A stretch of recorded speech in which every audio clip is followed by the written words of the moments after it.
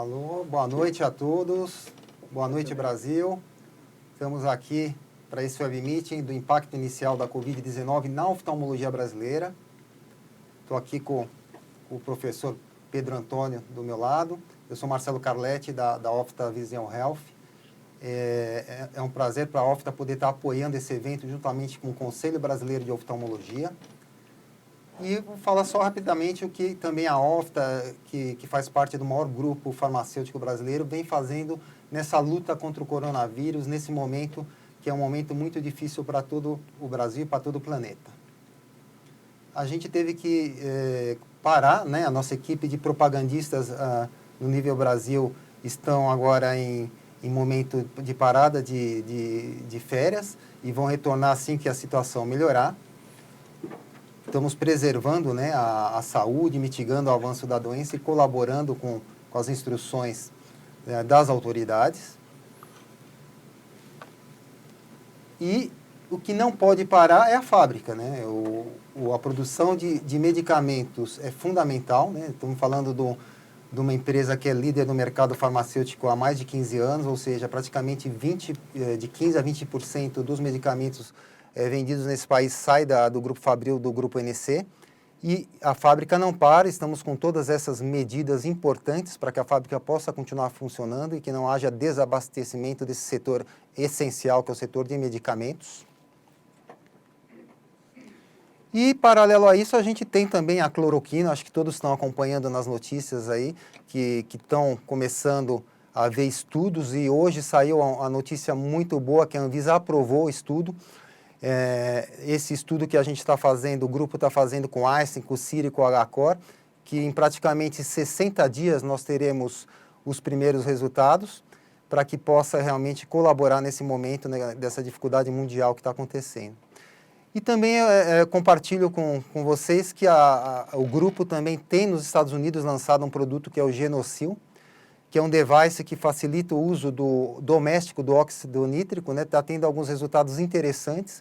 É um produto que, por enquanto, só está lá, porque está aprovado pelo FDA, mas em breve deverá estar na Europa e na América Latina, no Brasil também. Mas é muito orgulho para o grupo ter esse produto que também já está com alguns resultados nesse momento difícil.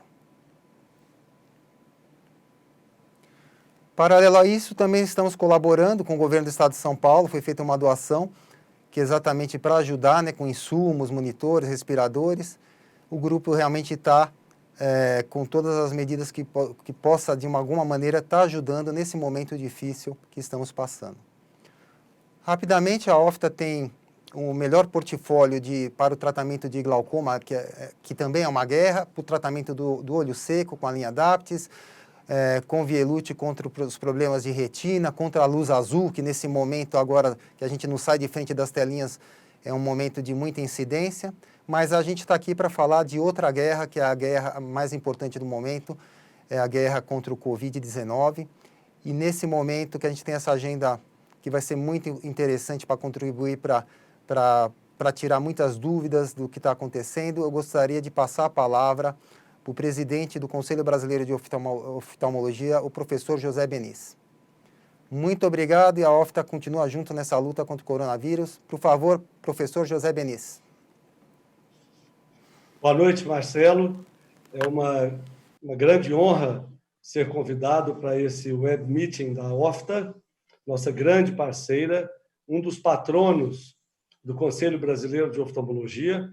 Ser patrono do CBO é uma posição de bastante destaque que a Ofta ocupa, no sentido de que são parceiros extremamente importantes para todas as atividades do CBO, que é um órgão que nasceu visando a academia e o ensino. Obviamente, depois nós tivemos que partir para outras atividades de defesa dos oftalmologistas, de construção da nossa classe, mas o ensino é a nossa principal plataforma. Então, nós contamos muito com a Ofta como um dos patronos para que possamos dar ao Brasil, aos nossos oftalmologistas, conteúdo realmente robusto para que caminhem sempre no ensino da melhor forma e mais elevada categoria de aprendizado possível. Então, é um prazer muito grande estar com você aqui, Marcelo Carletti, também o Dr. Nelson Ribeiro, obrigado por estarmos juntos, Eduardo Parente, Mira Serapião dos Santos, e com a coordenação do Pedro Nogueira e da minha querida Maria Auxiliadora Frazão, nossa coordenadora da Comissão de Ensino do CBO, que faz um papel muito grande, não poderia ser diferente de não estar aqui, Maria Auxiliadora, que exerce, então, brilhantemente o papel de coordenadora da nossa comissão, que está ligada às residências médicas, ao ensino dos nossos jovens oftalmologistas. Então, para toda essa capacitação, nós necessitamos das parcerias tão importantes quanto a OFTA. Muito bem, nesse momento de crise, o CBO vive, então, uma situação bastante especial e diferente, como é de se imaginar para todos. Uma das nossas primeiras atitudes foi fazer o nosso home office, dos nossos escritórios, os funcionários realmente trabalhando em casa, inicialmente parcialmente, logo em seguida totalmente. O nosso grande escritório em São Paulo está fechado, é o nosso único escritório, todos nós em home office. Em seguida, nós constituímos um comitê de crise, que avalia diariamente, e de manhã, de tarde, à noite, as situações que estão, como todos veem nos meios de comunicação, mudando, não só a cada dia, mas a cada período e a cada hora. Às vezes nós temos situações diferentes e que nós temos que realmente acudir. Nós inicialmente fizemos vários comunicados, tentando recomendar, o CBO não tem aquele poder de decreto de lei, mas nós podemos recomendar e orientar os oftalmologistas brasileiros de alguma forma. Criamos uma Smart Page para ter uma comunicação melhor de todas as nossas ações, que é o que vocês podem acessar no cboinfocovid19.com.br, ela está lá à disposição de todos, além do nosso site habitual. Também as nossas CBO Lives, nós passamos, que elas são normalmente mensais, a tê-las semanais, e a semana passada até 2 sessões por semana, na semana passada, devido à urgência dos problemas. Então, essas são as ações que nós instituímos. E uma muito importante, na telemedicina, que é um dos assuntos do momento que estamos utilizando nesse exato momento para essa transmissão, nós criamos um voluntariado onde os oftalmologistas, isso é lógico, foi feito a toque de caixa em poucos dias, mas semana que vem, com certeza, estará mais disponível e bem mais, nós estamos a cada dia melhorando, mas nós teremos um voluntariado de médicos que estarão respondendo a questões e fazendo telemonitoramento dos pacientes que eventualmente necessitem. Além disso, temos também na nossa Smart Page um protocolo de manejo dos pacientes suspeitos ou de todos os pacientes atendidos pelos oftalmologistas. Dito isso, então, eu volto a palavra ao Marcelo e aos coordenadores para que tenhamos, então, o nosso programa de hoje, que com certeza será brilhante. Eu agradeço muito a oportunidade dessas palavras, agradeço muito a OFTA por estar aqui presente, nossa grande parceira, como o Marcelo já evidenciou, líder de mercado e importante indústria farmacêutica em nosso país. Obrigado, Marcelo. Obrigado, professor. De imediato, eu já passo a palavra para a professora Maria Auxiliadora Frazão, que é diretora do Conselho Brasileiro de Oftalmologia e da Santa Casa de São Paulo. Boa noite, professora. Boa noite.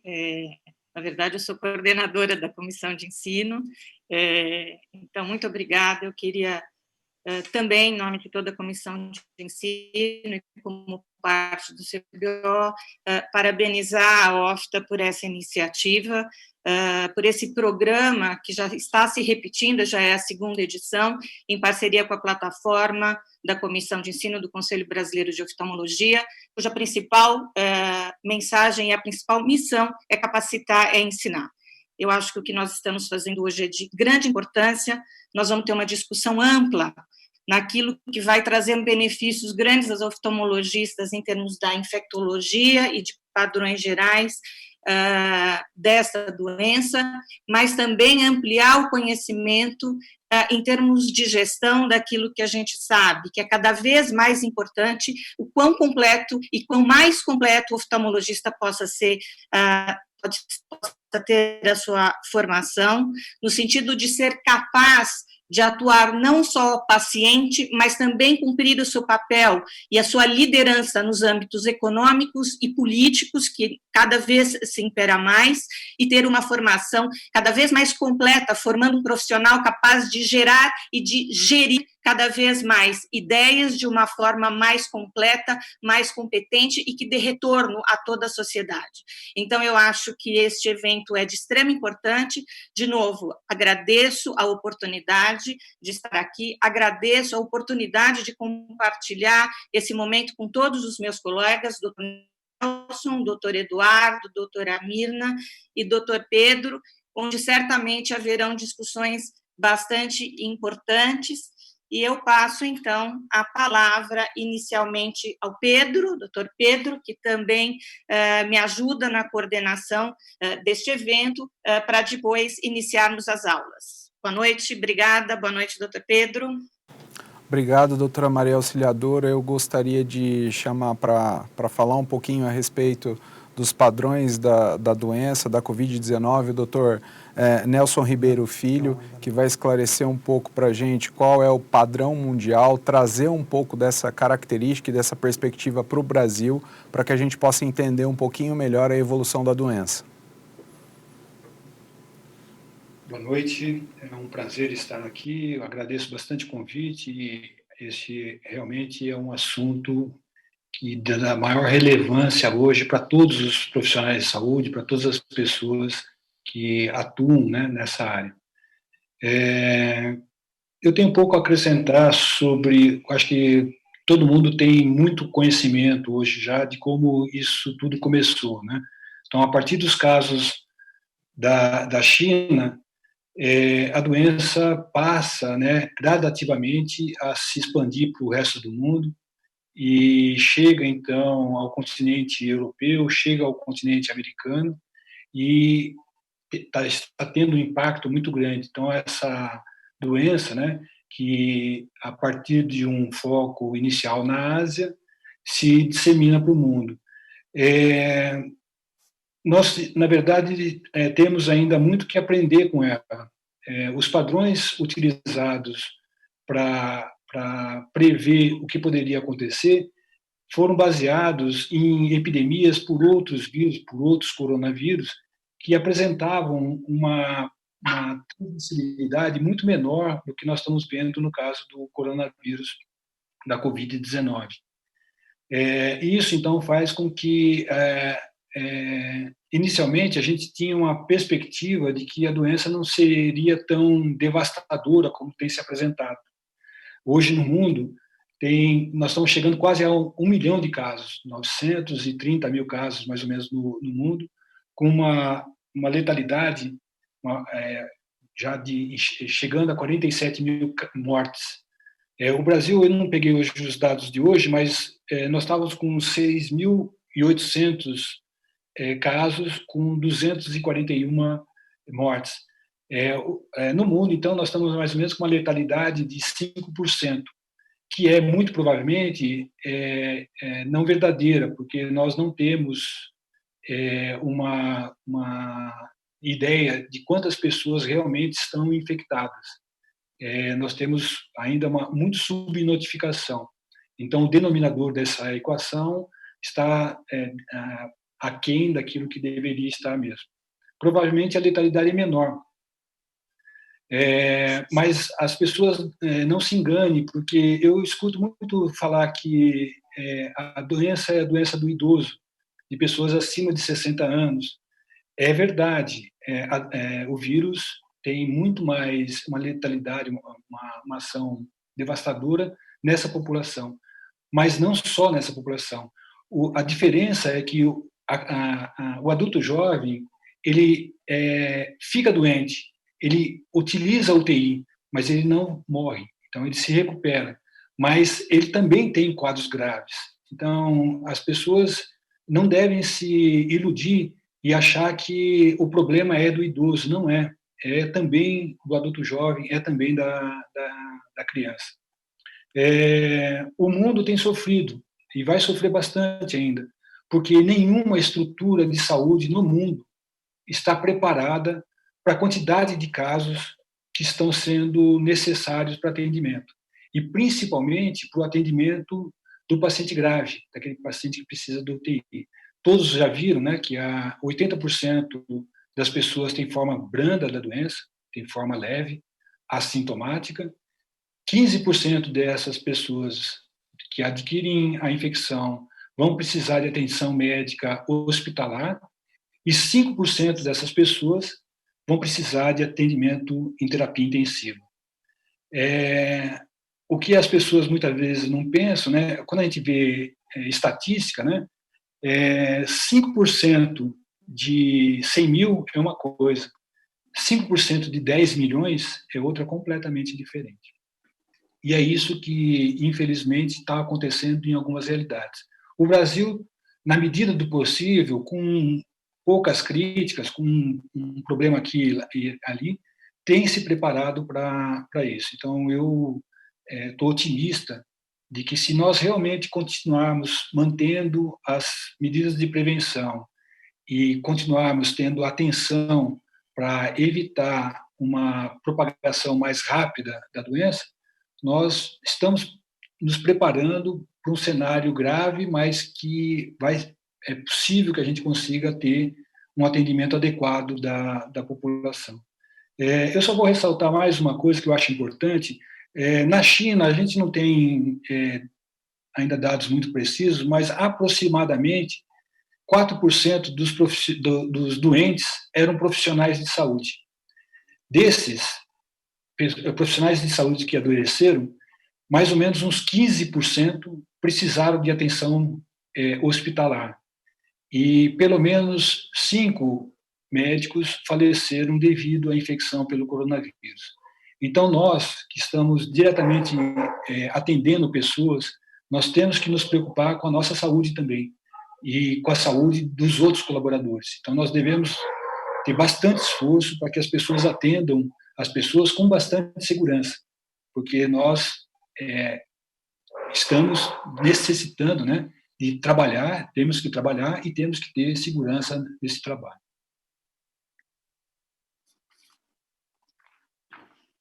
Ok. Bom. Eu queria agradecer a palestra do Dr. Nelson. Eventuais perguntas e as discussões, então, podem ser encaminhadas. Nós teremos tempo no final de todas as palestras para discussão. E eu chamo agora, então, o Dr. Eduardo Parente, que é diretor técnico do Grupo H-Olhos, que vai nos falar sobre impacto nas atividades da empresa e seus colaboradores, e qual o papel da tecnologia neste momento de epidemia. Alô, olá a todos, tudo bem? Realmente, enquanto coloco um slide aí, queria agradecer muito o convite. É bastante interessante a gente dividir toda essa experiência nossa, não só na parte de médico científico da história, mas na parte de gestão. Eu acho bastante interessante pegar um aprendizado que foi bastante grande para nós, transformar essa empresa de um momento para outro, com uma quantidade grande de colaboradores, com quantidade grande de médicos, e então foi uma coisa de um impacto bastante importante. Acho que dividir isso com todas as outras empresas de saúde da oftalmologia é uma coisa bastante importante. Eu tinha os meus slides aí, o Pedro, por favor, colocar. Eu queria botar uns números. Doutor Eduardo, pode iniciar, seus slides já estão abertos. Ah, tá, é que eu não consigo ver, não é? Eu não estou conseguindo enxergar aqui. Estamos na missão, visão e valores. Tá ok. Então, eu acho bastante importante só colocar para vocês que somos, mas eu que já queria passar para o próximo, realmente, o próximo slide, Pedro, me ajuda aí, das consultas, né? Eu acho bastante importante a gente colocar o impacto que teve a partir do dia 19. Eu vou falar para vocês um pouco minha experiência do dia 19. Foi um dia bastante difícil, aquela quinta-feira, em que a gente começa a perceber que o gráfico ele já começa a impactar toda a estrutura e a gente passa a ter uma discussão muito grande de nós, referente à comunidade médica, como é que a gente estruturou isso aí, ou como a sociedade que a gente está.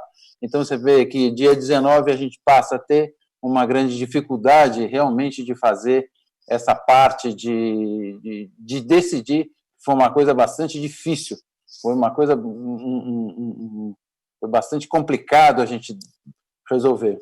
O próximo slide é esse aí, falando exatamente sobre as consultas que a gente tinha. E eu comparei o ano de 2019 com o ano de 2020. Vocês estão vendo aí? Estão no slide 4, Pedro? Edu. Isso. Certo? Então, isso aí é para a gente ver a quantidade e a dificuldade que a gente teve e o impacto que teve do ano passado para esse ano. Esse BI que a gente fez é um dado que o quanto é que impactou, fora que abril. Abril ainda a gente vai ficar com saudade de março. Eu perdi 31% das consultas no Hospital de Olhos, com 30% lá no nosso hospital, lá no ABC. Então, você vê, o impacto foi bastante grande em todas as unidades nossas. O slide 5, por favor, Pedro. Ok? Ok. Então, o slide 5 é a taxa de procedimentos, né? Quer dizer, tanto exame, consulta, cirurgia, são o quanto é que foi impactante para nós, isso aí. A gente, só em cirurgia, a gente perdeu 32% das cirurgias. Esse abril, a gente vai perder quase 90% das cirurgias. Então, foi realmente um impacto. Então, você pegar uma empresa como a nossa, pegar uma clínica como a nossa, e, de repente, de uma hora para outra, ter que fazer uma reconstrução bastante grande, é bem difícil. Slide 6, por favor, Pedro. Esse aí é o pronto-socorro. O pronto-socorro, mesmo assim, também o pronto-socorro teve impacto. Vocês veem aí, a gente estava fazendo uma média aí de 200 e poucas consultas por mês. O Pedro depois fala um pouco sobre isso. Passou a fazer metade disso, até pela parte de dificuldade de circulação das pessoas. Então, foi bastante importante. O último aí, que é a quantidade, o slide 7, Pedro, é a quantidade de consultas. A quantidade de consultas, estamos no slide 7, a quantidade de consultas, você vê que a partir do dia 19, a gente decidiu, fazendo um comitê, a gente já começou a formar, e eu vou falar isso depois, o comitê de crise. A gente, dia 19, a gente decidiu, falou, olha, nada eletivo vai mais acontecer dentro da nossa empresa. Então, vocês veem o impacto que foi nessa decisão. Então, o quanto isso foi difícil para a gente passar de um momento para outro com essa quantidade de 200 médicos sem ter o que fazer, ou quantidade de colaboradores, e dispensar e reconstruir. Como é que nós iríamos fazer todas as coisas de urgência? Slide 8, por favor, Pedro. Isso aqui, para mim, eu acho que é o que a gente mais vai falar, e vamos discutir isso aqui. A Mirna vai falar bastante sobre isso também. A primeira coisa que a gente resolveu fazer, antes mesmo da paralisação, foi um comitê de crise. Lá pela segunda-feira, antes do dia 19, a gente decidiu, vamos se reunir todo dia já, para a gente começar a decidir, ver quais são as ações, as principais ações. Então, é uma discussão diária, e a cada dia muda tudo, porque até as leis também não são muito estruturadas. Uma hora eles também não sabem como é que faz, quem que vai parar, o que para comércio não para. Lembro que o Dória mandou, era para terça-feira, para que tudo parasse, mas a gente resolveu parar na quinta-feira mesmo. Eu acho que foi uma decisão muito, muito, muito acertada. Quero colocar aí para as grandes dificuldades que a gente teve foi em relação aos nossos colaboradores e médicos. Foi uma decisão difícil demais a gente ter que tomar, mas foi uma decisão que a gente não tinha outra opção. Em relação aos colaboradores e médicos, a gente construir uma nova empresa onde a gente pudesse fazer quem vem, quem não vem, plantão. Foi uma decisão muito rápida que a gente conseguiu tomar. Mantemos hoje 2 hospitais abertos em relação ao pronto-socorro, lá em São Bernardo e São Paulo. Em São Paulo, a gente fica 24 horas, depois o Pedro vai aprofundar um pouquinho melhor. E eu acho que, para mim, eu sou responsável também pela TI, e foi bastante interessante, bastante grandioso esse trabalho, porque foi realmente uma ação, eu fazer trabalho à distância, e principalmente para proteger os dados da empresa. Foi muito difícil, porque eu não podia ter acesso a todas as minhas informações, ao meu sistema operacional em computadores à distância. Então, eu tive que fazer uma ferramenta onde todos os colaboradores que iriam trabalhar nos consultórios, que iam trabalhar à distância, eu tive que... Isso é a parte de apoio, que era o nosso faturamento, a parte financeira, todas elas foram levadas pela TI. Então, eu acho que a TI, nesse aspecto, foi para a gente uma grande construção, ter que fazer essa ferramenta, né? A outra coisa bastante que a gente está tentando evoluir é a telemedicina. Realmente, se pensar que nós paramos abruptamente no dia 19, nós tínhamos aí uma quantidade grande de pós-operatórios, uma quantidade grande de pacientes que estavam precisando de uma assistência. Não era uma assistência de urgência, mas era uma assistência que a gente não podia deixar de prestar, e foi uma coisa bastante difícil, realmente, a gente montar essa telemedicina. E hoje a gente está fazendo e está construindo isso, e está, aparentemente, a Mirna trabalhando muito com essa parte, a Mirna e o Pedro estão construindo junto com a gente, para deixar essa população, que os pós-operatórios, e a Mirna vai falar uma coisa depois, que são os chefes de especialidade nossos, o trabalho que ela construiu com os nossos chefes de especialidade é através da telemedicina e através do nosso call center. A quantidade de pacientes que vinham e chegavam para a gente através do call center era bastante difícil também a gente acessar, então foi bastante complicado. Agora a gente está conseguindo fazer. E outra coisa é a criação de indicadores para avaliação da crise. Eu acho bastante importante que todas as pessoas que trabalham, todo o grupo, todo o pessoal do apoio, todos os colaboradores, incluindo os médicos que estão em casa, que eles saibam muito o que está acontecendo. A insegurança que gera para toda a população, gera para todas essas pessoas também. Então, a gente criar notícia, dar notícia, fazer informes. Eu vou colocar aqui alguns exemplos de colocação, como é que a gente está se comunicando com eles. Eu dou o slide 9 aí, por favor. O boletim informativo, esse aí todo dia sai um boletim informativo dizendo o que aconteceu nesse dia. Então, 2/4, pronto-socorro, as injeções que a gente fez, os pós-operatórios de como é que a gente trabalhou. Então, toda a equipe está sabendo todo exatamente o movimento que está acontecendo. O slide 10, esse é por exemplo, o boletim informativo 11, a respeito até da vacinação, da campanha de vacinação, que a gente tem passado isso para todos os colaboradores, todas as pessoas também envolvidas, do que é que a gente tem feito. Vou fazer aqui rapidamente o slide 11, Pedro. Só para mostrar, basicamente, aqui está cheio de detalhes, todo dia as ações definidas pelo comitê de crise. A gente faz esse aporte, vão sendo colocadas essas ações e vai sendo passado para todo o grupo, todos os profissionais do grupo, para que ninguém se perca aí e todo mundo consiga fazer a mesma ação. Slide 12, por favor, tá vendo? Também isso aí Isso aí, o que já tem concluído, o que foi feito, quais são as ações principais e quem é o responsável e como a gente trabalha isso aí, divulgando, e todo mundo vai acompanhando isso aqui. O slide 13 também, estou terminando aqui, Pedro.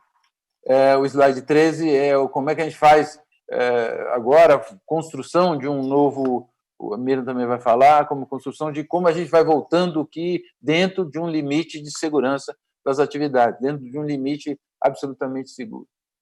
É mais ou menos isso que eu queria falar, mostrar para vocês o quanto foi difícil para mim a decisão, para o grupo todo, para nós da diretoria do hospital, decidir que a gente tinha que parar. Foi um momento único. E reconstruir tudo isso vai ser foi muito complicado, muito difícil, mas foi um trabalho que está dando certo. Infelizmente, essa crise, não vai ter não é como uma guerra, fizemos uma paz, agora acabou a guerra, todo mundo vai ser uma volta paulatina, muito difícil do retorno, e se Deus quiser, isso aí termina logo. Queria agradecer a todos, o Nelson, lembrando o Nelson, que o Nelson fez parte da estruturação da nossa CCIH, Comissão de Infecção Hospitalar, e foi baseado nela que saiu o Comitê de Crise. Então, essa é uma experiência nossa, isso aqui é um tema que daria horas e horas e horas para falar. Pronto aí, é isso. Espero ter contribuído alguma coisa aí. Certo, Pedro? Certo. Obrigado, doutor Eduardo. Gostaria de chamar a doutora Mirna Serapião, agora diretora clínica do Grupo H-Olhos, para falar um pouquinho a respeito da interpretação dela diante dessa condição de crise. Boa noite a todos. Muito obrigada, Carlete, pelo convite. Muito obrigada, Maria Auxiliadora e o Dr. José Benis. Muito importante esse tipo de iniciativa para a gente conseguir dividir, compartilhar um pouco desse momento difícil que a oftalmologia brasileira está passando. Eu acho que nesse quesito de gerenciamento de crise, a gente tem aí um papel muito importante das diretorias clínicas dos hospitais, não só os nossos hospitais especializados em oftalmologia, mas a gente vê a atitude e o comportamento aí dos diretores clínicos à frente, tentando levar o seu corpo clínico a uma melhor performance, tentando trazer o máximo de informações, é o que a gente vai passar um pouquinho para vocês. O Dr. Eduardo iniciou falando sobre o impacto de decisões como fechar um grupo com quase 300 médicos, com uma quantidade muito grande de colaboradores, e no momento que a gente teve que priorizar o envolvimento aí, trazer o envolvimento do corpo clínico para essas decisões, porque tinham fatores envolvidos como responsabilidade social, era um momento importantíssimo que a gente diminuísse a circulação de pacientes, que expusesse os nossos médicos e colaboradores ao processo de disseminação do vírus ou da pandemia.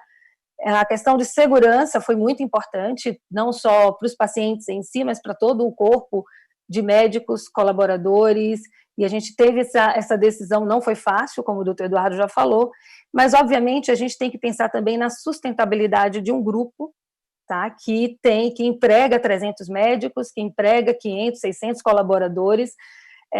São decisões difíceis, e para isso, no que concerne aos médicos, ao corpo clínico em si, a gente teve que chamar para junto da gente esse corpo clínico para que eles fossem coparticipantes em todo esse processo de decisão. A gente, então, criou inicialmente um comitê de gerenciamento de crise, ele é multidisciplinar, ele atua quase que 24 horas fazendo análise, tomando decisões, e essa análise não só do ponto de vista institucional, o que está acontecendo na nossa instituição, a quantidade de cirurgia, a quantidade de atendimento de urgência, mas também na questão global, quais as recomendações dos órgãos que fazem a gestão da saúde no nosso país, quais as recomendações do próprio CBO, do CFM, do CRM. Então, é um comitê que está ali 24 horas trabalhando no sentido de trazer não só ações, mas também com a questão de trazer informação para o nosso corpo clínico. E, para isso, a gente tentou criar canais, a gente está no slide 2, tivemos o slide da apresentação, o primeiro slide eu já falei sobre o envolvimento ali da liderança, e agora eu estou no slide 3, que é o slide do Comitê de Gerenciamento de Crise, com a formação dessa equipe multidisciplinar e, obviamente, a criação de canais efetivos de comunicação com o corpo clínico. O Dr. Eduardo inicialmente mostrou os boletins, eles são diários. Além disso, a gente tentou não só trazer informações técnicas, mas a gente também tem criado conteúdo de esperança, vamos dizer, trazer algum tipo de coisa motivacional para dizer, olha, nós entendemos a situação, nós estamos ao lado de vocês, é importante que vocês entendam que foi uma decisão difícil, mas a gente está trabalhando para que a gente saia dessa crise da melhor maneira. Então, a gente traz o corpo clínico para junto, a gente tem tentado aí, de uma maneira sequencial, trazer informações sobre o que vai funcionar, qual a expectativa, qual a conduta da instituição com relação à suspensão dos atendimentos, e isso eu acho que aproxima. O comitê de crise, ele é formado não só por médicos, mas tem o pessoal também da ATI, do financeiro, da enfermagem, marketing, extremamente importante nesse período. Acho que aí é a união de forças para a gente conseguir traçar estratégias no meio desse período crítico que a gente está vivendo. Slide 4, por favor, Pedro. E a gente falou da ideia de o quão importante seria o corpo clínico que tem bases na questão de gestão.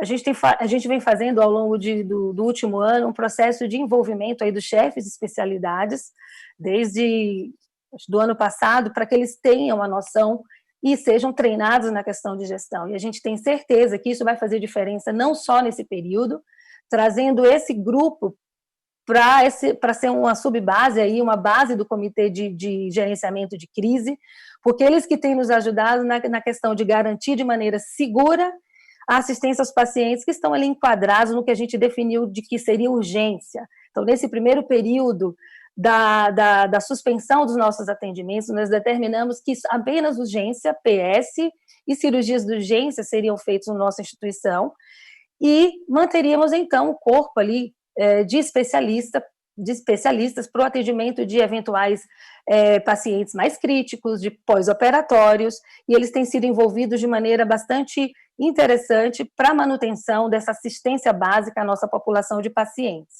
Obviamente, também na montagem de todo o embasamento para trazer segurança nesse atendimento, não só para o corpo clínico, para o colaborador, para os pacientes, no cumprimento das regras epidemiológicas e nessas recomendações de segurança que os órgãos especializados têm nos dado com relação, e o Pedro vai falar melhor sobre isso, aos EPIs, a todo o processo de organização da instituição, para que a gente consiga dar um atendimento básico, um atendimento de urgência. O centro cirúrgico, ele tem todo um processo de remodelamento para atender o paciente nesse período de crise do Covid-19. Então, o envolvimento aí dos chefes de equipes, dos chefes de especialidade, que hoje em dia tem aí uma formação na questão da gestão, é importante nesse momento, mas certamente vai ser muito importante no processo aí de reconstrução pós-crise, né? Outra estratégia que a gente tentou, que a gente vem fazendo, é tentar promover e estimular atividades de treinamento e desenvolvimento. Claro que esses primeiros 10 dias aí de quarentena foram dias mais críticos, a gente estava muito empenhado na questão de vamos organizar o atendimento, vamos ver como é que fica a parte financeira, CCIH muito ativa, o marketing, para informar a população de como as coisas estavam se encaminhando. A gente está no slide 5, né, Pedro? E a gente tem tentado aí promover e estimular também essas atividades de treinamento e desenvolvimento para manter esse corpo clínico unido, para manter esse corpo clínico num sentido aí de envolvimento, de reciclar, aproveitar o tempo que está em casa, não tá conseguindo fazer atendimento, a maior parte desse grupo, mas vamos fazer reciclagem, vamos fazer treinamentos online, e daí a gente envolveu mais uma vez esses chefes de especialidades. A partir de agora eles estão montando já treinamentos para fazer com suas respectivas equipes, e vamos fazer também treinamentos e palestras com o corpo clínico no geral. E também a ideia de vamos trabalhar em grupo. A gente pegou esse grupo menor de chefes, vamos pensar alternativas, soluções, para que a gente consiga sair, então, dessa fase aí de crítica que a gente está passando. Então, tempo de crise, sempre é possível transformar esse tempo de crise em tempo de mudança e, obviamente, passando a crise numa fase de crescimento. Essa é a nossa ideia com relação ao nosso corpo clínico. E o quesito, eu acho que mais crítico, mais importante, que é a questão, slide 6, por favor, como manter o equilíbrio desse corpo clínico diante de todas essas ações que a gente vem tomando. A interrupção dos atendimentos gera ansiedade no quesito remuneração, né? Os médicos estão extremamente ansiosos, o que é que vai acontecer com as minhas contas daqui a 1 mês, 2 meses, 3 meses, se isso se prolongar, e o que a gente tem tentado...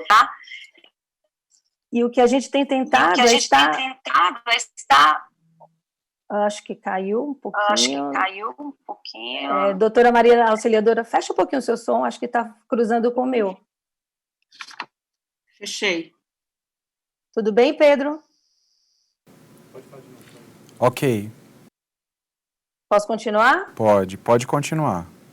Uma coisa que a gente tem tentado é manter, como eu já falei, esse processo de comunicação, que ele é extremamente importante, levar informação e trazer a questão da coparticipação de todos. Quando a gente decidiu, existia muita angústia do que é que vai ser feito.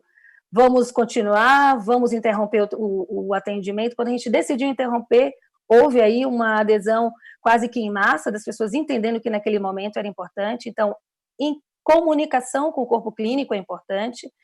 O envolvimento e a presença da alta gestão, trazendo aí informações com relação aos esforços para a manutenção dos honorários, o estudo de novas estratégias como a telemedicina, a presença constante dos diretores, dos sócios das empresas, que é uma empresa que já tem muito tempo, então muita gente conhece, gosta de ouvir, traz segurança, então trazer esses gestores para mais próximo ao corpo clínico, isso também é importante nesse momento de crise, para essa questão da manutenção do equilíbrio, e também a questão do envolvimento dos chefes de especialidade com as suas respectivas equipes.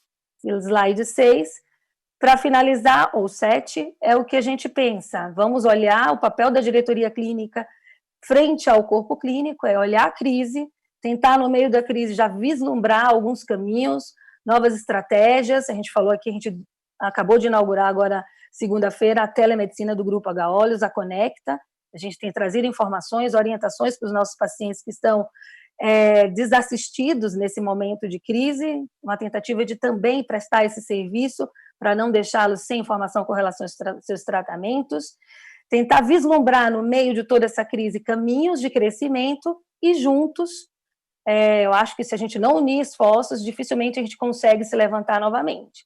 Então, eu acho que o corpo clínico, de maneira geral, se unir em suas mais diversas ali, desde o médico ao médico que não é especialista, o chefe de especialidade, os gestores médicos, a gente vai construir aí um futuro diferente, certamente não mesmo, mas eu acho que diferente, e ele pode ainda, apesar do cenário muito nebuloso, a gente tem que olhar para trás e ver como as pessoas se reconstruíram.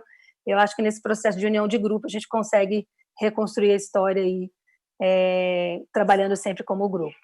Muito obrigada, e questões a gente discute no final aqui da reunião. Muito obrigada, Pedro. Obrigada, doutora Mirna. Eu queria só fazer uma consideração antes de passar a aula para o Pedro. Parabéns. Eu acho que uma coisa muito importante, e que muitas empresas, a despeito do seu tamanho e da sua grandeza, é a dificuldade de comunicação. Então, eu acho que quando você fala nessa comunicação e na clareza da mensagem, eu acho que é uma coisa importantíssima para você manter o teu staff motivado e, a despeito de inúmeras dificuldades, todos terem ações na mesma direção. Então, eu acho que formular diretrizes claras, com uma transparência na gestão e uma comunicação eficaz, é uma coisa que eu tenho visto como muito importante nesse período de dificuldade, porque se todos sabem aquilo do que se trata, que a empresa é transparente com eles e os envolve nesse período de gestão, a gente consegue cada vez mais, enfim, motivá-los e termos como parceiros também, a despeito do papel que cada um cumpre, né? Então, eu acho isso muito importante e só queria pontuar o que você falou. Então, eu passo agora para o Dr. Pedro Antônio Nogueira, que ele é chefe do Serviço de Pronto-Socorro do Grupo H-Olhos, que vai nos falar das estratégias de funcionamento, proteção na saúde de seus médicos e funcionários e a importância de manter o atendimento de urgência neste período de crise. Por favor, doutor Pedro. Obrigado, doutora Maria Auxiliadora. Eu vou aqui acrescentar um pouquinho o que o doutor Eduardo e o que a doutora Mirna disseram agora há pouco, e eu acho que muitas vezes a empresa realmente tem uma grandeza em termos estruturais e números e etc. e tal, mas é fundamental quando a gente consegue interpretar e entender literalmente que fazemos parte de uma equipe em que a gente consegue sentir que essa equipe faz parte do todo. Isso é muito legal. A gente consegue trabalhar melhor, é muito mais fácil para interpretar a situação e conseguir levar as informações mais adequadas possíveis para essa equipe. Como o doutor Eduardo falou, o dia 19 foi um dia realmente bastante difícil. Nós temos uma equipe grande no pronto-socorro, que contempla mais ou menos 140 médicos, e nesse dia, de uma forma imediata, nós passamos a trabalhar com uma equipe que era metade do que nós estávamos acostumados, porque, na verdade, existiam inúmeros médicos que tinham bastante medo, receio de estar envolvido no processo todo. Muitos não estavam entendendo o que estava acontecendo, e isso realmente foi um impacto bastante grande. Em seguida do impacto de me ver, eu como chefe do pronto-socorro, olhar para os lados e conseguir interpretar que o que a gente tinha de imediato para manter era o serviço que estava sob minha responsabilidade. Então isso foi bastante impactante e ficou bastante marcado nas últimas semanas. Com relação aos médicos, colaboradores, pessoas que estão envolvidas diretamente no processo de ação mesmo do pronto-socorro, eu acho que, de novo, eu chamo a atenção para essa coisa de trabalhar em equipe e da importância que isso traz para a gente, e como é legal conseguir entender o quanto as pessoas levam em consideração o nosso trabalho, a nossa determinação, e o quanto esse todo faz a diferença numa situação e num momento tão difícil como esse que a gente está vivendo agora. Aí, a primeira coisa que surgiu para a gente como o primeiro obstáculo era a importância de manter um funcionamento de uma estrutura incrível, em que dessas engrenagens todas, talvez o pronto-socorro fosse o que de imediato deveria manter as suas atividades e que seria de fundamental importância para a gente continuar atendendo os nossos pacientes. Bom, dessa forma, só para que vocês tenham ideia, o Eduardo tocou no assunto lá no início, nós tivemos uma queda em termos de atendimento de pronto-socorro que foi de mais ou menos 2/3 a menos do que a gente estava acostumado na nossa rotina. Não só pelo impacto da quarentena social, mas também por uma série de outras questões que envolvem dificuldades dos nossos pacientes de se locomover e mais uma série de outras coisas. E aqui eu chamo a atenção para uma coisa que o Dr. Nelson falou. A grande maioria dos nossos pacientes, a grande maioria massiva deles, é uma população economicamente ativa, que trabalha e que tem um convênio médico e que, por acaso, é exatamente o mesmo grupo que a gente vê mais acometido pela Covid-19, que são aqueles indivíduos que estão entre 20 e 45 anos, mais ou menos. Então, naquela fase inicial de interpretação e etc. e tal, para a gente passou a ser fundamental a preservar pelo nosso profissional e preservar pelo nosso paciente também.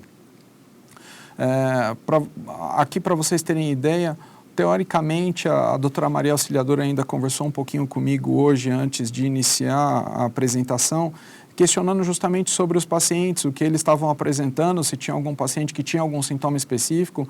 E assim, a única coisa que a gente tem palpável até agora é um trabalho que foi publicado ontem, que fala de algumas manifestações nos pacientes relacionadas à Covid-19, mas que a princípio são pacientes graves. A gente sabe que o paciente ele pode ter o vírus na lágrima, o SARS-CoV-2 pode estar presente lá, mas são em pacientes realmente graves que isso conseguiu ser evidenciado até o momento. E aí, como é que a gente ia fazer então em vigência dessa incerteza? A gente está falando de um trabalho que saiu ontem, mas que a gente começou a fazer as nossas atividades e contemplar o que era mais correto desde o dia 19. Então, a gente iniciou um processo de triagem na recepção do grupo. Todas essas setas que vocês estão vendo, todas elas fazem parte de processos de prevenção e proteção para colaboradores, médicos e pacientes. Então, as nossas recepções dos 2 hospitais, elas têm um processo de triagem. Vocês veem que a gente tem um material informando sobre a Covid-19 logo na recepção.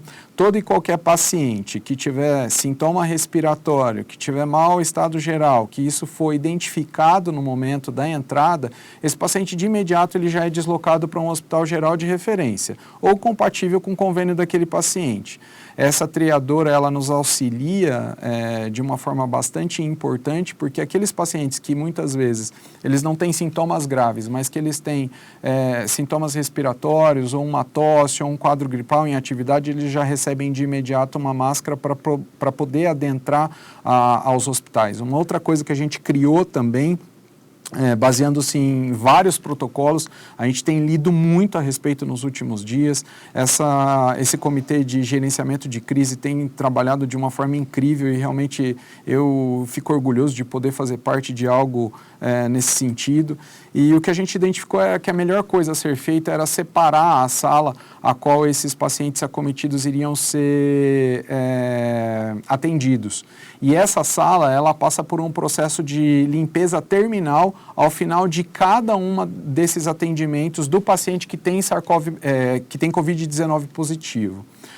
Além disso, a gente deixou disponível em todas as recepções que estão envolvidas nas atividades atuais, que são basicamente o pronto-socorro e alguns períodos específicos de especialidade. A gente deixou álcool gel disponível, as máscaras disponíveis para os pacientes e para os colaboradores, e a gente também faz uso de alguns produtos específicos para a limpeza dos materiais e superfície.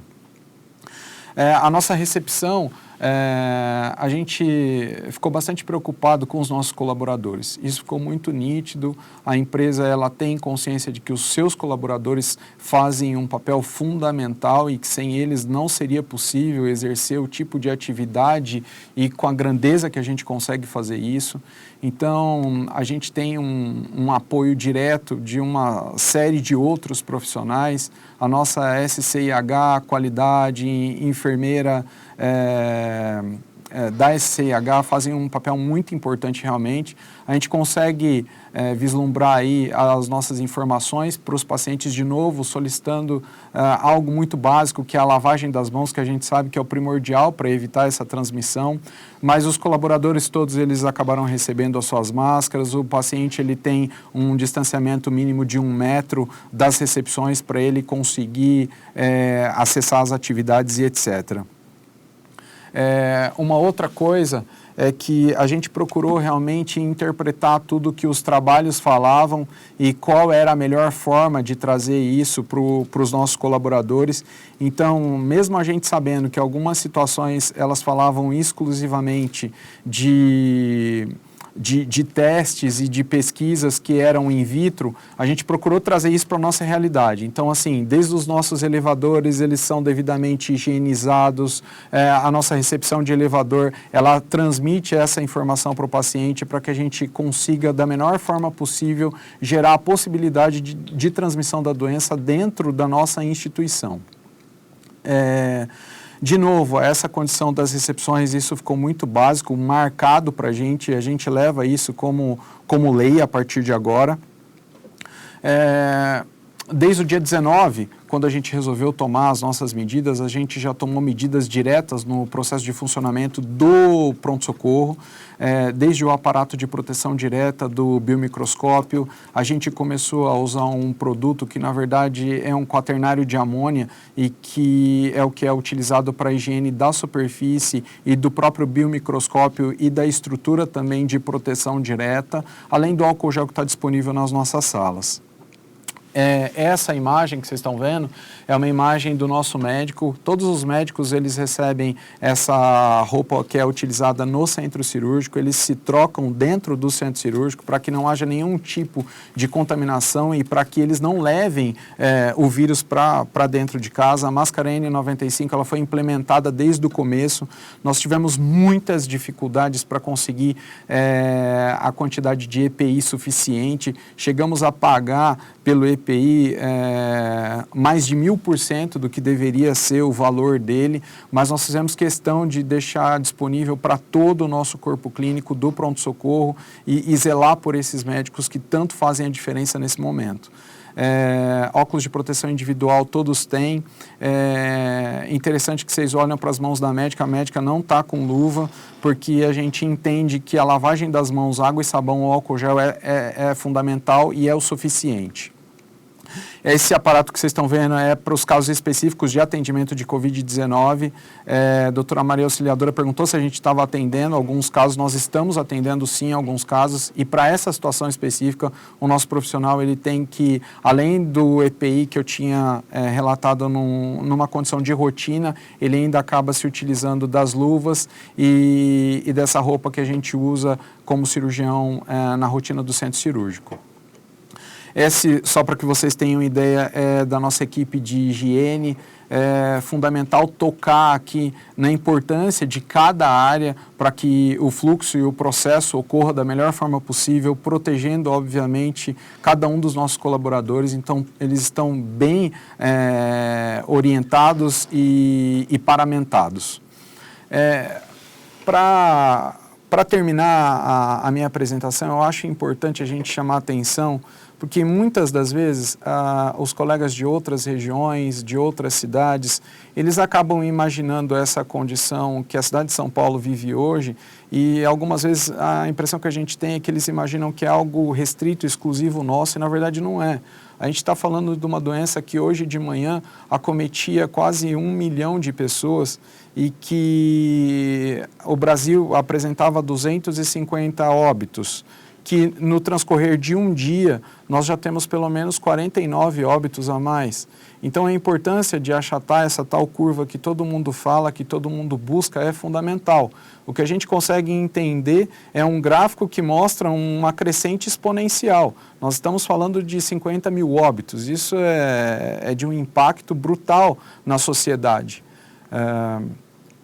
Gostaria de, em nome do Comitê de Gerenciamento de Crise, realmente agradecer a oportunidade de falar para todos, dizer que trabalhar em equipe, trabalhar com um pessoal que entende a importância de zelar pelo próximo, não tem preço. Hoje a empresa ela passa por um processo de desenvolvimento e amadurecimento incrível. Hoje a gente consegue entender o quanto cada um é importante para que aí sim a rotina oftalmológica possa acontecer da melhor forma possível e da forma mais adequada possível. Muito obrigado. Muito obrigada, doutor Pedro. Eu passo agora para o Marcelo Caletti para algumas perguntas que eventualmente tenham sido feitas e possam ser respondidas. Muito bem. A gente tem algumas perguntas aqui e a gente está com o horário de 1 hora, vamos estender um pouquinho porque está muito interessante, muita gente conectada, mais de 330 conexões neste momento. Gostaria de perguntar para o doutor Nelson, teve uma atualização já nos números, né? Já estamos chegando a 7.910 casos, com 299 mortes no Brasil, o que dá em torno de 3,8% o índice de mortalidade. Professor Nelson, na sua experiência, você acha que o Brasil vai se manter com essa taxa de mortalidade nesse nível, ou pelo clima aqui ser um pouco melhor menos frio do que na Europa, Estados Unidos, a gente pode ter um nível menor ainda? Provavelmente a mortalidade, a letalidade da doença vai ser menor do que isso. Como tem um represamento hoje muito grande nos laboratórios para a identificação do vírus. Então, muitos casos têm ocorrido. Nós temos internado muita gente no hospital, principalmente em UTI, que nós não temos diagnóstico de certeza. Então, são casos clínicos que provavelmente são da infecção pelo vírus, mas nós não temos certeza porque os exames ainda demoram um pouco para chegar. E eu acredito que Brasil afora isso seja pior até do que aqui em São Paulo. Então, certamente nós temos, e nós também só estamos fazendo testes no Brasil de pessoas que procuram, que vão ser internadas. Então, todos aqueles pacientes que não chegam ao hospital, quer dizer, que tem uma gripe, que está se pedindo para que continue em casa, tenha só cuidados, esses cuidados que todo mundo conhece já, então, e esses não são testados. Então, a hora que tudo isso, a hora que nós, no futuro, fizermos o levantamento epidemiológico de quantas pessoas realmente foram infectadas, de quantas pessoas, e isso vai ser possível, né, através de exames sorológicos na população, aí nós vamos ter ideia realmente de quantas pessoas, qual foi essa letalidade pela doença. Hoje isso está superestimado. Uma pergunta para o presidente, professor José Beniz, se o CBO já tem alguma posição em relação à convocação de oftalmologistas pelo Ministério da Saúde.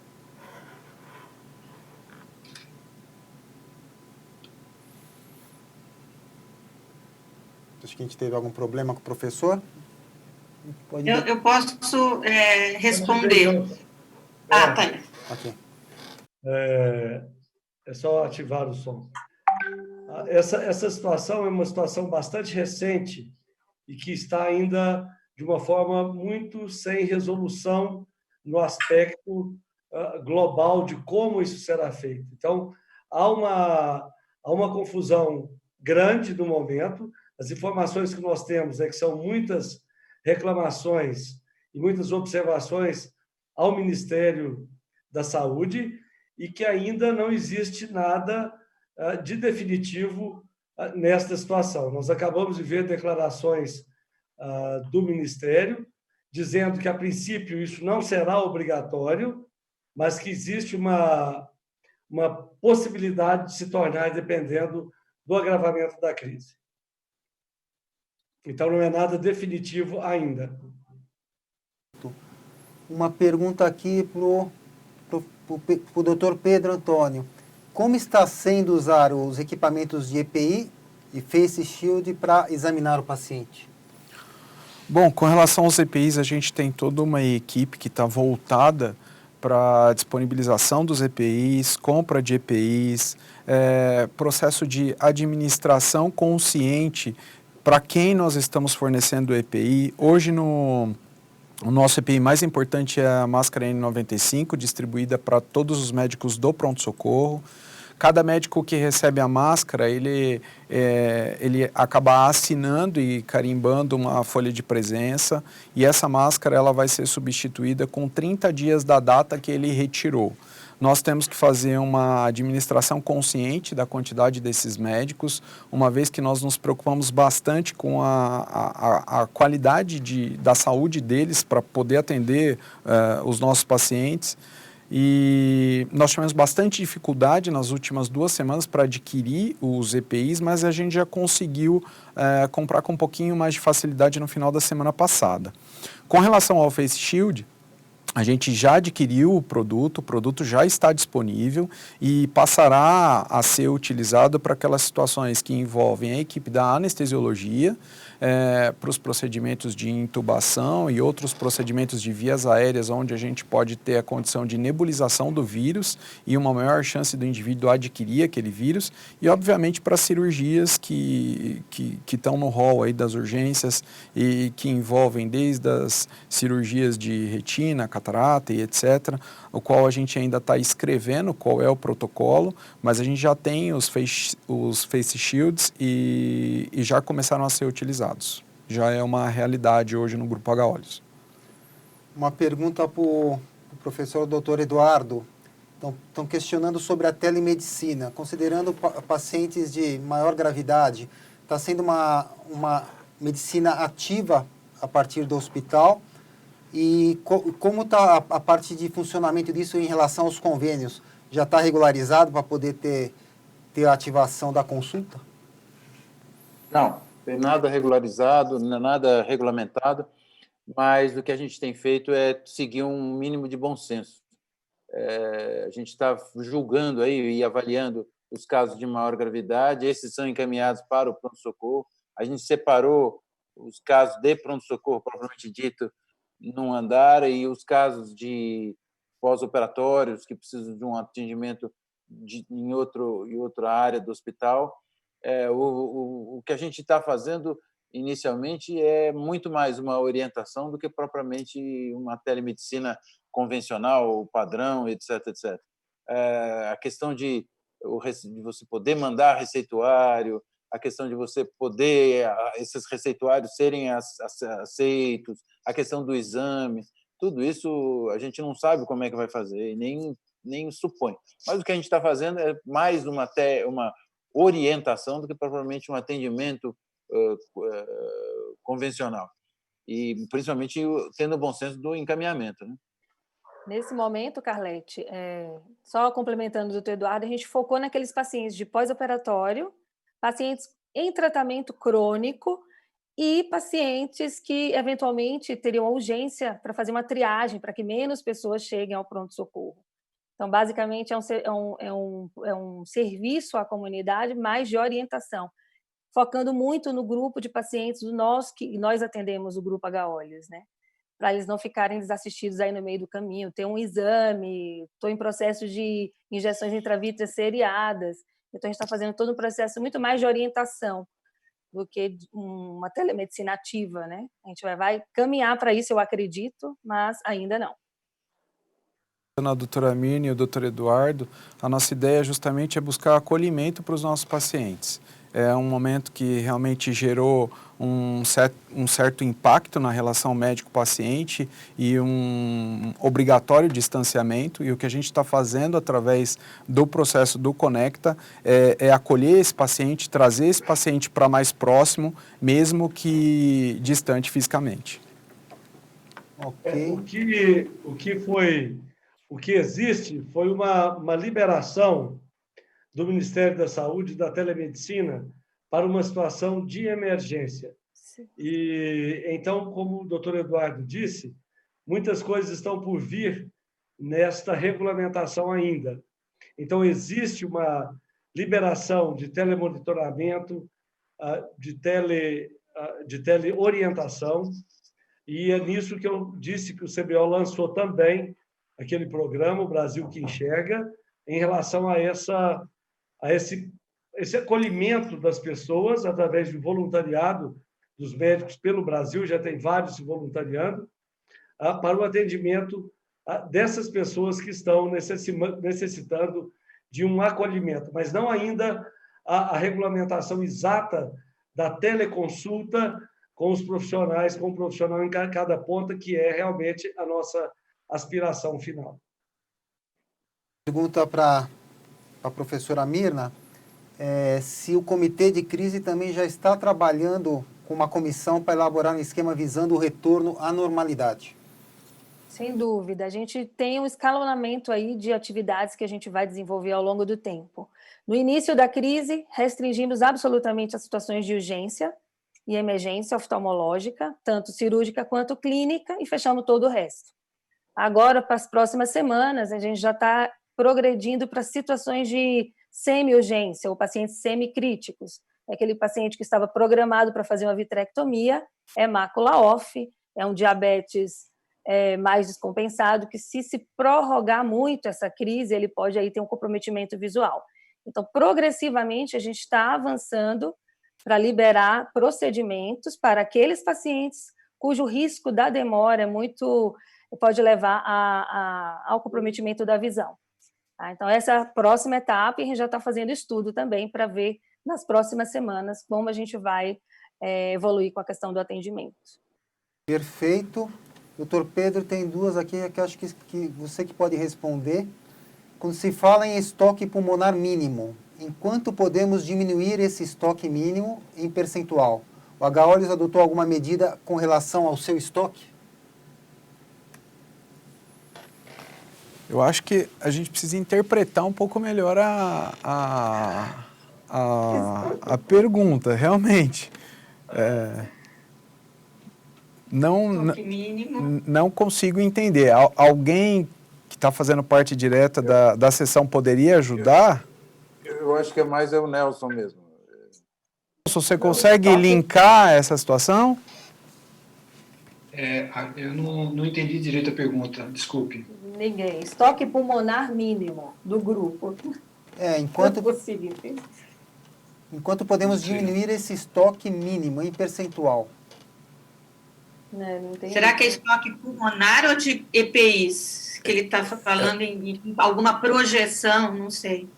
Bom, vamos lá, vou tentar responder da forma mais útil possível. Em se tratando de estoque de EPIs, hoje nós estamos trabalhando, imaginando um estoque para um período mínimo de 90 dias com força total de paramentação. Então, é o que nós estamos visando hoje, o nosso mínimo para poder trabalhar adequadamente e garantir a saúde dos nossos médicos e colaboradores. Bom, aqui tem outra pergunta, estão parabenizando pela organização do evento enriquecedor. Doutor Pedro, poderíamos fazer os testes nos pacientes suspeitos e assintomáticos no PA? E para a doutora Maria Auxiliadora, qual a posição do CBO para somente os oftalmologistas fazerem a triagem e depois as consultas de emergência por telemedicina? Bom, respondendo a minha parte, o que a gente sabe hoje é que os testes de PCR, eles são testes que eles evidenciam se o paciente teve ou não previamente a doença, mas eles não conseguem mostrar se aquele paciente tem algum nível ou não de anticorpos compatível com a resistência, e para isso é que os testes rápidos estão entrando em ação nesse momento. O Brasil, ele comprou uma quantidade razoável de testes rápidos, ainda é muito interrogado a forma com que esses testes rápidos serão disponibilizados para os médicos e, por enquanto, em se tratando de pacientes para o pronto-socorro do Grupo H-Olhos, nós não temos perspectiva de uso desse tipo de teste, uma vez que nós desconhecemos quando nós poderemos ofertar esse tipo de teste, inclusive para os nossos médicos. Tem uma pergunta aqui para o professor José Benis, se tem alguma novidade sobre os prazos de atendimento para a realização de consultas, que é relativa à RN 25911, exames, terapias e cirurgias que não sejam urgentes, que a ANS havia prorrogado os prazos para o final de maio. Este problema está sendo amplamente discutido. O CBO, como todos devem, eu não sei se o colega que perguntou viu, mas eu sei que esse comunicado, essa carta circulou amplamente pelo Brasil, porque nós tivemos o feedback dela. O CBO provocou a Associação Médica Brasileira no sentido de uma resposta da ANS sobre essa questão, que nós não achamos que seja correta no momento, e a nossa assessoria em Brasília nos dá notícia de que essa carta foi bastante ressonante lá e que as medidas foram tomadas, mas que, como todos sabem, a ANS é um órgão regulador grande e que não tem essa agilidade de resposta, ou eles estão avaliando de como eles devem responder a isso, já que existe, talvez, a pressão do outro lado para que haja esse retardo. Agora, a justificativa é que esse retardo seja no sentido de salvaguardar leitos, salvaguardar espaço para uma possível piora da situação da pandemia.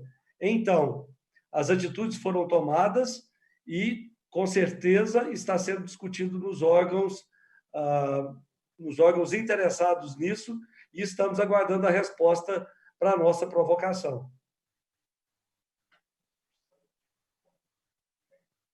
E a posição do CBO para somente os oftalmologistas fazerem triagem e depois as consultas de emergências por telemedicina. Acho que vai muito... Doutora auxiliadora. Pode, se você quiser falar. Não, pode falar. Na verdade, acho que vai muito de encontro ao que já foi dito, né? Não existe nada em termos de regulamentação ainda oficial da telemedicina. Então, acho que o que todos os oftalmologistas têm, de certa forma,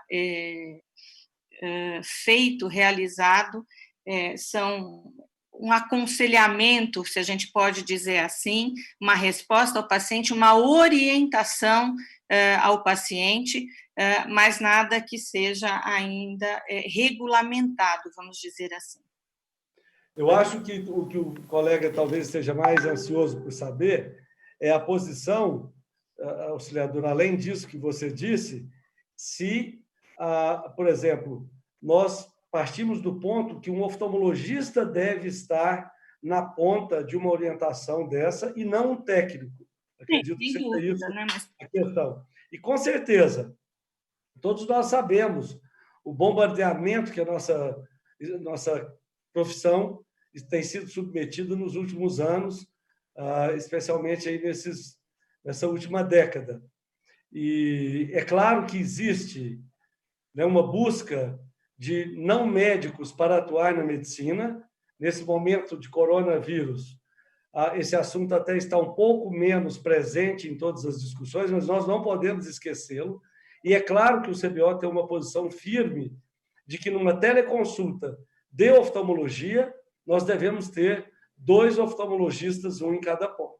E nunca um técnico para fazer massivamente lá a triagem de tantos pacientes para que um médico atenda em algum lugar. E outra coisa é o não privilégio de clínicas que sejam encaminhadoras ou que os encaminhadores, no caso, os serviços de convênios, no caso, encaminhem a estas clínicas e que ela seja de um modo geral, para que todos os oftalmologistas que queiram ter acesso a trabalho por telemedicina sejam possibilitados de o fazerem. Eu só complementar uma coisinha. É importante, eu acho, que após essa crise do coronavírus, fatalmente a telemedicina vai evoluir bastante. A gente vai aprender várias coisas que vão, limites do que pode, do que não pode, etc. Então, eu acho que vai ser um acréscimo bastante grande, se é que a gente pode falar que existe algum valor nisso ou coisa boa nisso, mas isso, a telemedicina, para mim, vai ser uma das grandes ferramentas novas, não só da oftalmologia, como de toda a medicina. E dentro desse comentário, só acho que para finalizar, uma última pergunta para vocês comentarem, mas tem gente que está muito cética perguntando, vocês acreditam que dentro da oftalmologia hoje temos realmente a possibilidade de realizarmos uma consulta via telemedicina? A gente sabe que... Com certeza, já temos sim. É lógico que isso não é difundido, mas nós já temos consultórios adaptados à telemedicina, com exame de fundo de olho, tonometria por sopro, que está não recomendada no momento da clínica, eu estou dizendo em termos de uma situação normal que a pessoa pergunta.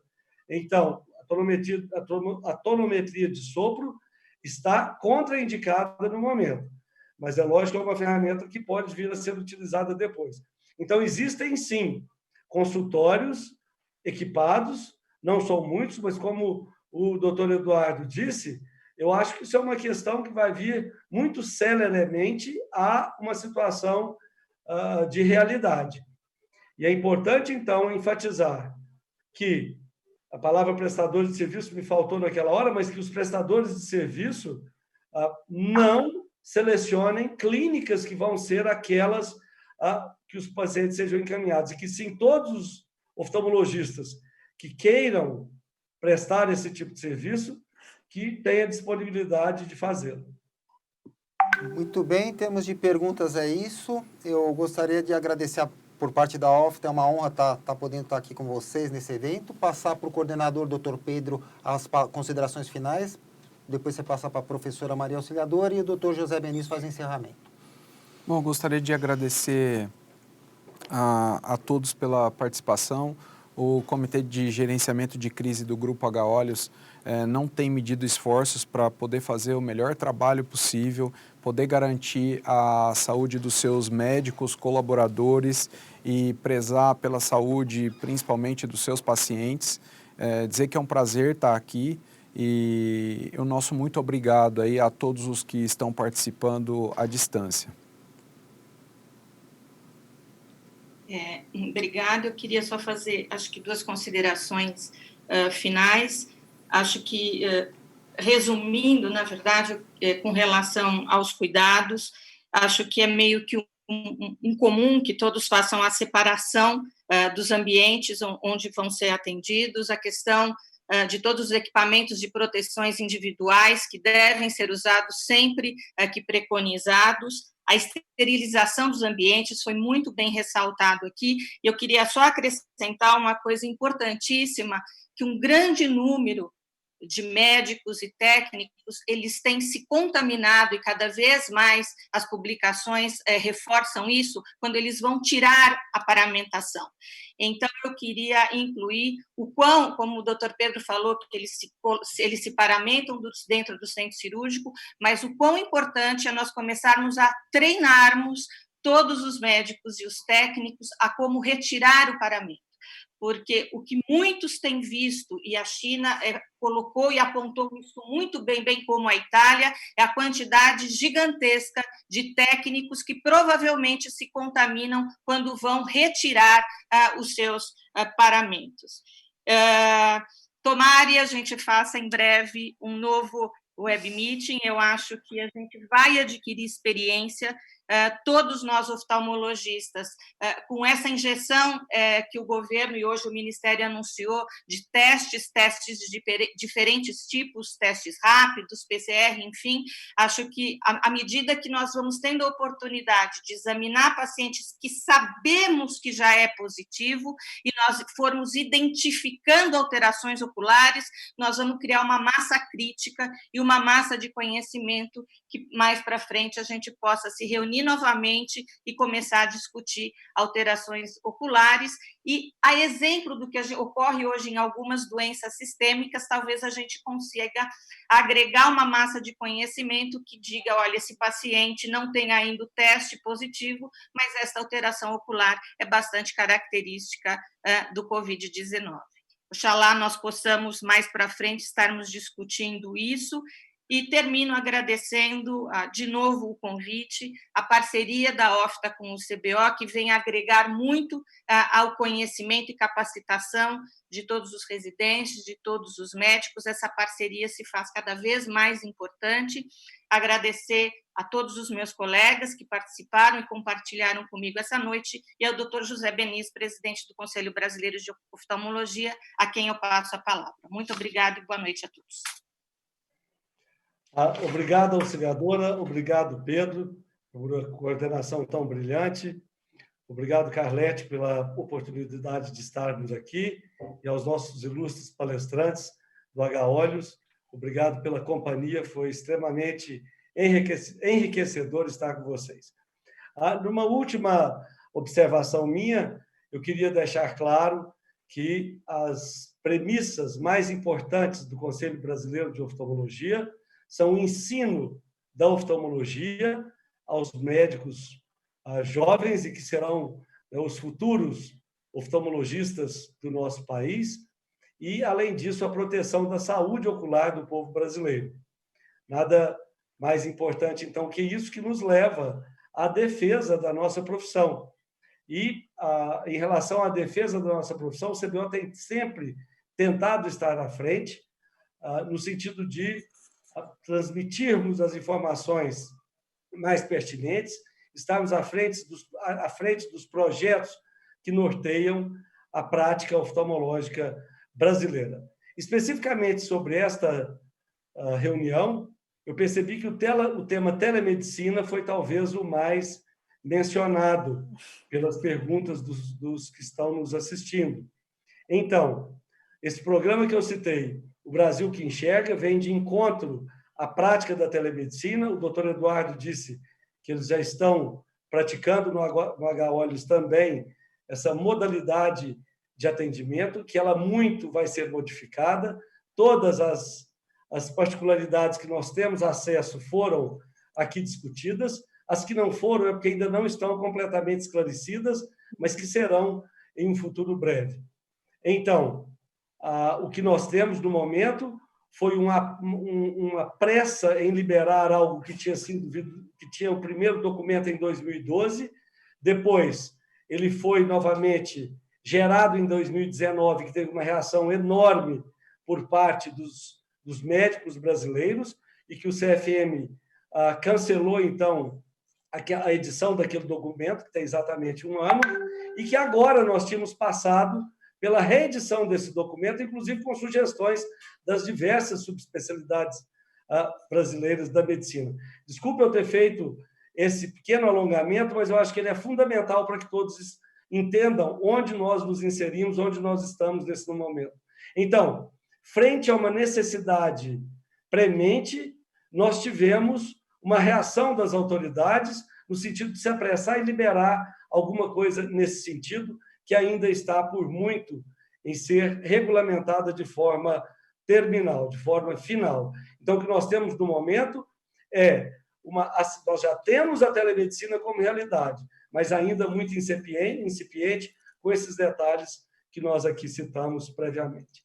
Então, eu agradeço muito à OFTA a oportunidade de estarmos aqui reunidos para essa importante reunião em web meeting, e que foi bastante proveitosa para todos, acredito, para também aqueles que estavam nos assistindo, com certeza.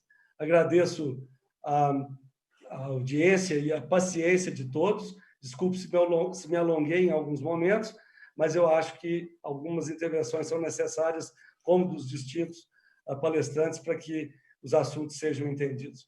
Eu agradeço muito, então, a possibilidade de ter estado aqui com vocês. Foi muito prazerosa essa 1h30 juntos. Muito obrigado.